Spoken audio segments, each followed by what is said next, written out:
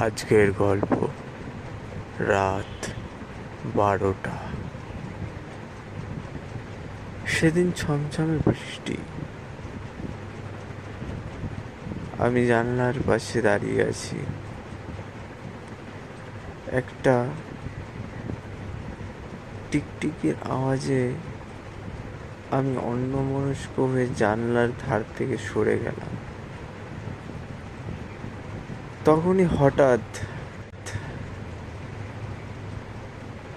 Double double করে ডিমের omelette ভাজার কথা আমার মাথায় আসলো। আমি গেলাম রান্নাঘরে গিয়ে আমি ডিম ভাজলাম।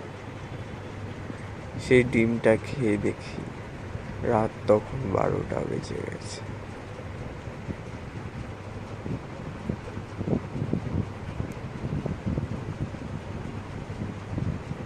নমস্কার। আজকের গল্প ভালো লাগেছে জানাবেন অবশ্যই।